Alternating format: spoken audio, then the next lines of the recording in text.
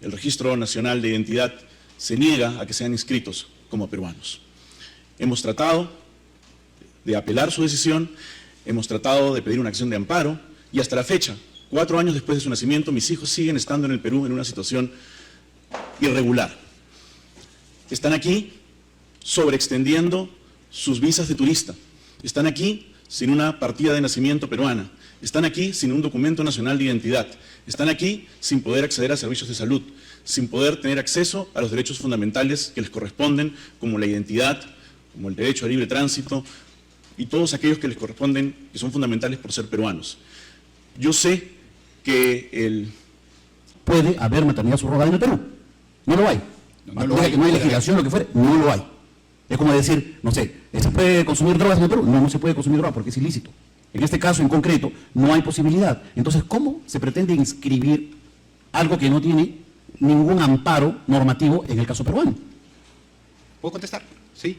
Los niños son seres humanos. Emiliano y Catalina Morán son seres humanos con dignidad. La dignidad fundamenta los derechos fundamentales. Es una realidad, señor magistrado. Perdón, yo soy el magistrado.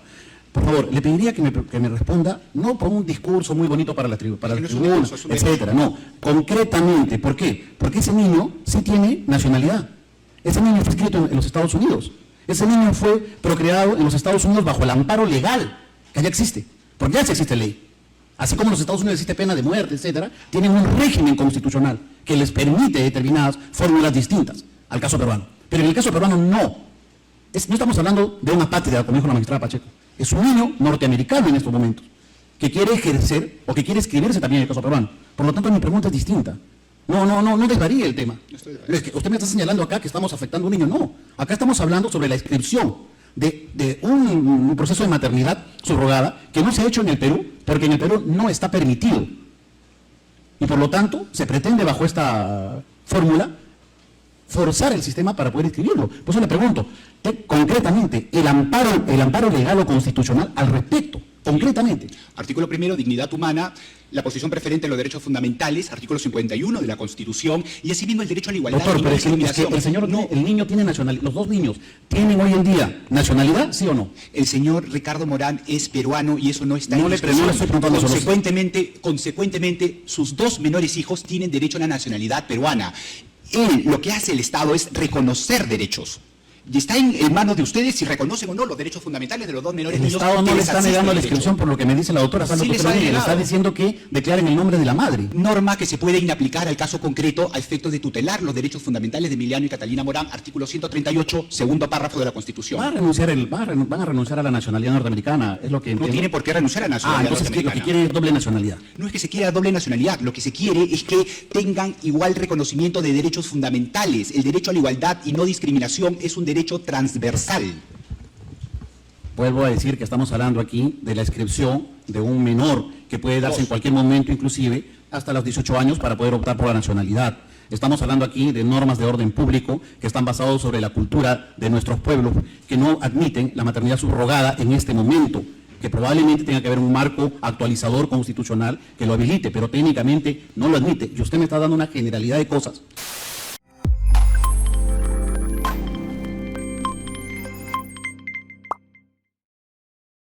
El productor y conductor de televisión Ricardo Morán acudió al Tribunal Constitucional para participar de la audiencia que evalúa que el Estado conceda la nacionalidad peruana a sus hijos, quienes nacieron en un embarazo subrogado. La sesión fue a las 8 a.m. y estuvo presidida por el presidente del TC, Francisco Morales Arabia. Él, junto a los demás integrantes del Pleno, escucharon los alegatos del ex jurado de Yo Soy. Ricardo Morán, en una audiencia pública, narró a detalles las advertencias que pasa ante la decisión de la jurisprudencia peruana de no reconocerlos como ciudadanos. Ante los tribunales, Ricardo Morán aseguró que no conoce a los donantes de los óvulos que permitieron la vida de sus hijos. Precisar que él también, productor desde hace 4 años, enfrenta este proceso legal. Las acciones que emprendió tienen como finalidad que el Registro Nacional de Identificación y Estado Civil, RENIEC, reconozca e inscriba a sus mellizos como ciudadanos peruanos.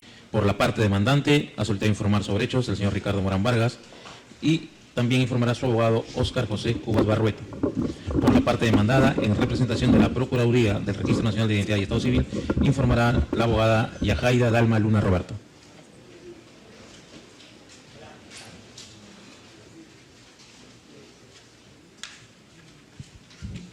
Sí.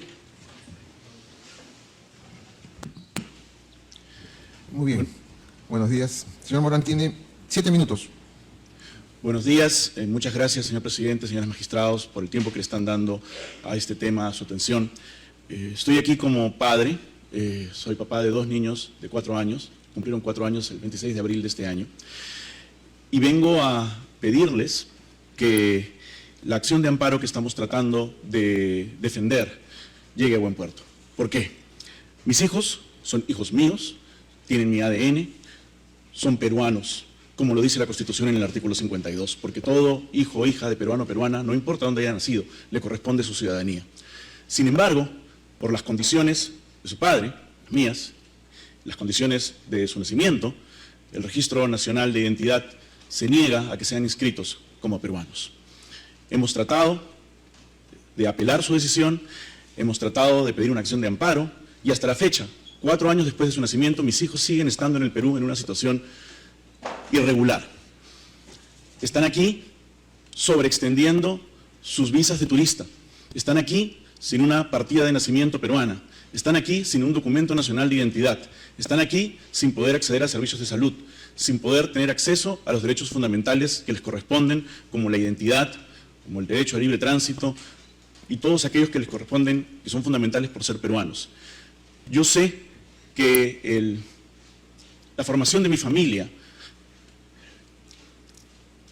las condiciones de la formación de mi familia pueden ser novedosas, diferentes, cuestionables para muchas de las personas que están acá. Pero eso nada tiene que ver con el hecho fundamental. Yo no estoy aquí pidiendo algo para mí. Yo estoy aquí porque hay 2 niños de 4 años que son peruanos y que no pueden ejercer sus derechos como peruanos. Es en ellos en quienes les pido que nos enfoquemos. Yo no tengo nada que ver aquí. Podemos debatir hasta el infinito muchos temas relacionados con mi condición, o con las terapias de gestación subrogada, o con los métodos de fertilización in vitro, los marcos legales correspondientes, etcétera, etcétera, etcétera. Pero eso nada tiene que ver con el tema. Yo creo que los hijos no deben ser afectados por las acciones de los padres, señor presidente. Y mis hijos no tienen la culpa de nada. Y sin embargo, están aquí en el Perú en una situación irregular, están aquí en el Perú sin poder tener acceso a los derechos que les corresponden, a tener una partida de nacimiento, a tener un DNI, a tener un pasaporte. Están en la obligación de tener que abandonar el país periódicamente para no sobreextender su visa, cosa que han hecho más de una vez. Y lo confieso públicamente, porque no nos dejan ninguna otra opción. Yo soy su única familia, soy su sostén, y tienen que estar conmigo. Y yo soy peruano, yo vivo en el Perú, yo pago mis impuestos aquí, amo mi país. Y quiero que mis hijos tengan esos derechos que les corresponden, básicamente por ser mis hijos, los hijos de un ciudadano peruano. Por eso necesitamos que esta acción de amparo sea inmediata, sea rápida, para que ellos puedan tener acceso a estos derechos. Todo lo demás que tiene que ver con su nacimiento puede debatirse hasta el infinito, puede ser materia de los legisladores, pero no tiene nada que ver con la acción inmediata que les pido que tomemos, porque quisiera preguntarle, justicia. Primero, la pregunta es ¿por qué el favorecido no realizó este procedimiento de maternidad subrogada en el Perú? ¿Por qué? Es una pregunta en todo caso que tendría que responder el patrocinador. No, legalmente, porque no existe norma. No existe norma. No existe norma Entonces, que regule. está prohibido en el Perú la maternidad subrogada y queremos escribir algo que está prohibido en el Perú. Yo entendería que no está prohibida. Pero por no eso está prohibida. preguntamos, si no hay normatividad. No significa que esté prohibido. Entonces, hay que ¿está tener permitido? No está regulado. Por eso. Es distinto el supuesto. Hablamos acá, y ese es un gran tema que no traemos a colación usualmente. La Constitución no solo son derechos, es también un modelo cultural. La cultura constitucional. ¿Está claro? De eso parte un modelo. Y aquí el modelo no ha legislado sobre la maternidad subrogada, porque sería incompatible probablemente con el tema constitucional que se defina. Como dice la doctora, habrá legislación, legislador, etcétera. Pero técnicamente no puede haber maternidad subrogada en el Perú. No lo hay. No hay legislación, lo que fuere, no lo hay. Es como decir, no sé, ¿se puede consumir drogas en el Perú? No, no se puede consumir drogas porque es ilícito. En este caso en concreto no hay posibilidad. Entonces, ¿cómo se pretende inscribir algo que no tiene ningún amparo normativo en el caso peruano? ¿Puedo contestar? Sí. Los niños son seres humanos. Emiliano y Catalina Morán son seres humanos con dignidad. Nadie discute La dignidad eso. fundamenta Quisiera- los derechos lo que pasa es fundamentales. que Es una realidad, señor magistrado. Perdón, yo soy el magistrado. Por favor, le pediría que me responda, no por un discurso muy bonito para la Que no es un tribuna, discurso, es un etcétera, no, concretamente. ¿Por qué? Porque ese niño sí tiene nacionalidad. Ese niño fue escrito en los Estados Unidos. Ese niño fue procreado en los Estados Unidos bajo el amparo legal, que ya existe, porque ya existe ley. Así como en los Estados Unidos existe pena de muerte, etcétera, tienen un régimen constitucional que les permite determinadas fórmulas distintas al caso peruano. Pero en el caso peruano no. No estamos hablando de una apátrida, como dijo la magistrada Pacheco. Es un niño norteamericano en estos momentos, que quiere ejercer o que quiere escribirse también en el caso peruano. Por lo tanto, mi pregunta es distinta. No desvaríe el tema. Es que usted me está señalando acá que estamos afectando a un niño. No, acá estamos hablando sobre la inscripción de un proceso de maternidad subrogada que no se ha hecho en el Perú, porque en el Perú no está permitido. Y por lo tanto, se pretende bajo esta fórmula forzar el sistema para poder inscribirlo. Por eso le pregunto, concretamente, el amparo legal o constitucional al respecto, concretamente. Artículo 1, dignidad humana, la posición preferente de los derechos fundamentales, artículo 51 de la Constitución, y asimismo el derecho a la igualdad Doctor, y no pero es que discriminación. el niño tiene nacionalidad, los dos niños tienen hoy en día nacionalidad, ¿sí o no? El señor Ricardo Morán es peruano y eso no está No en le discusión. estoy preguntando solo eso. Consecuentemente, sus dos menores hijos tienen derecho a la nacionalidad peruana. Lo que hace el Estado es reconocer derechos.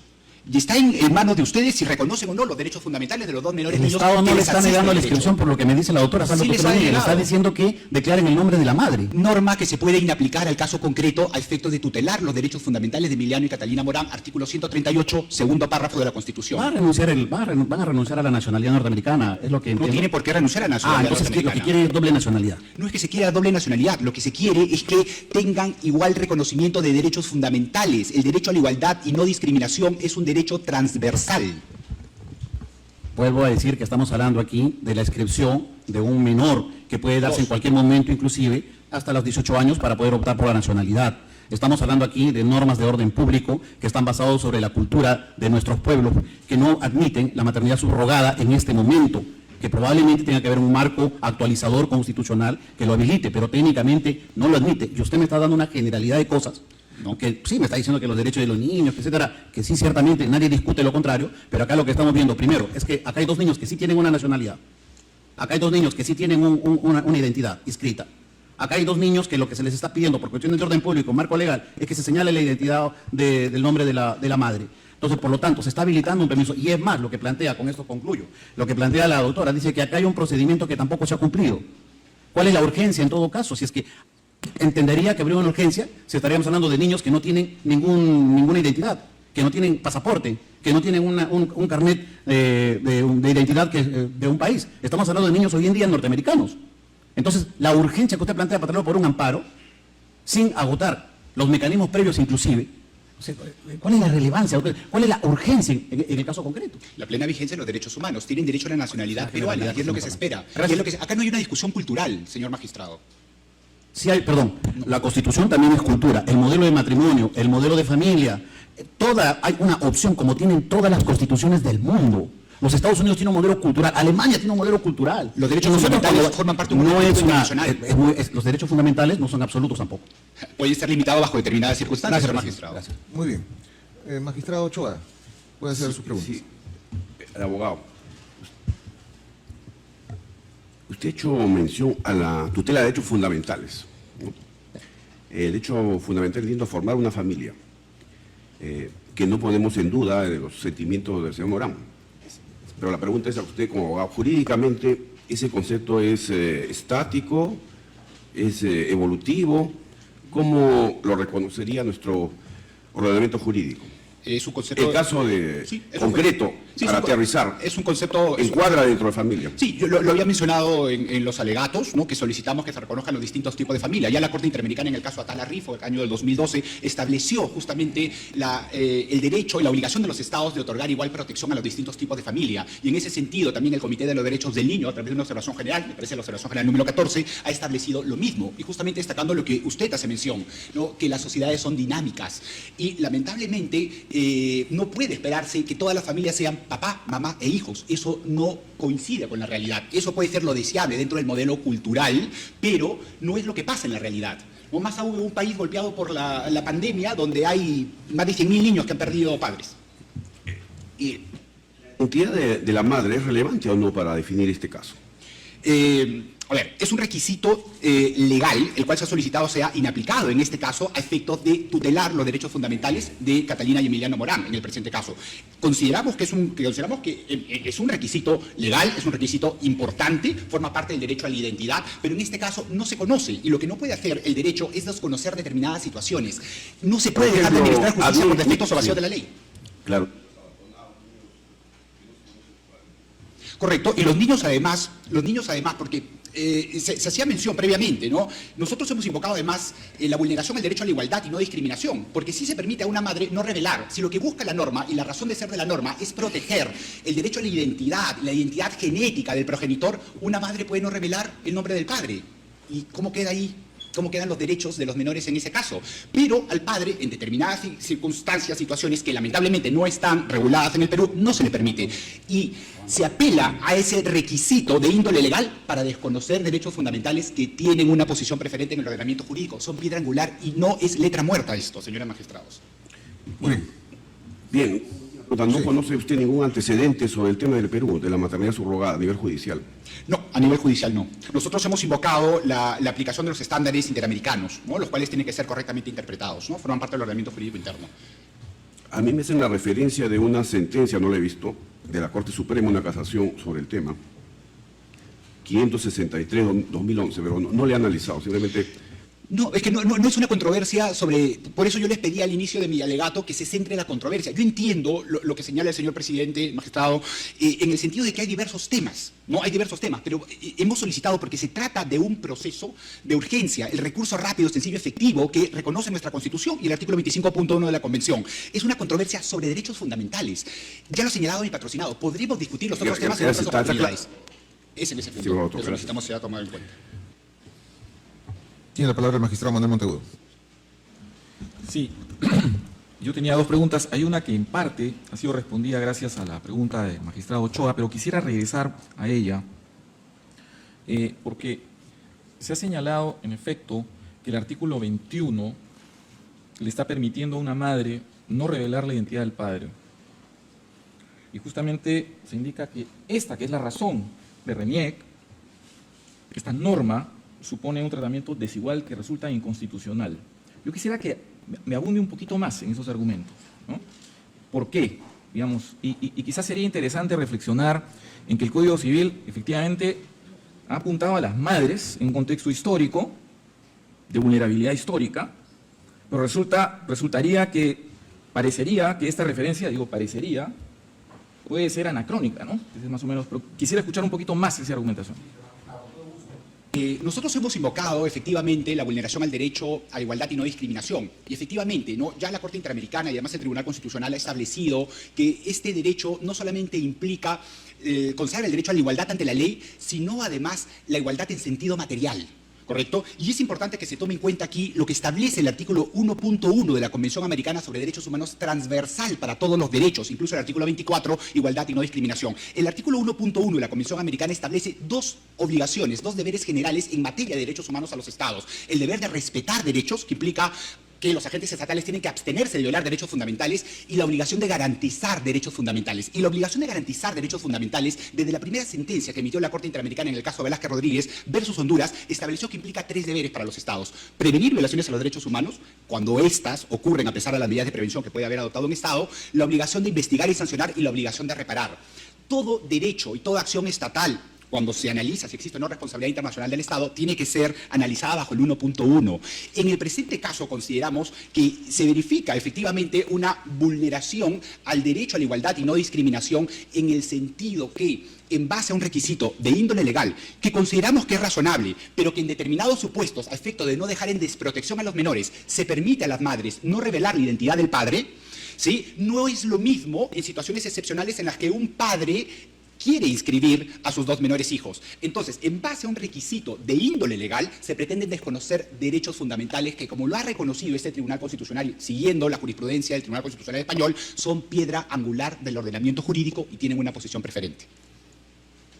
Una segunda pregunta sobre los antecedentes. Quisiera, en la medida en que pueda ser esta respondida, quisiera que me expliquen en qué consiste o cuál es el fundamento. Algo se ha dicho, el señor Morán lo ha explicado, quisiera también que se haga un poquito más, esta prohibición judicial. Hay un convenio donde hay un compromiso de no revelación de la información sobre las personas que participaron. Digamos, ¿qué significa esta prohibición?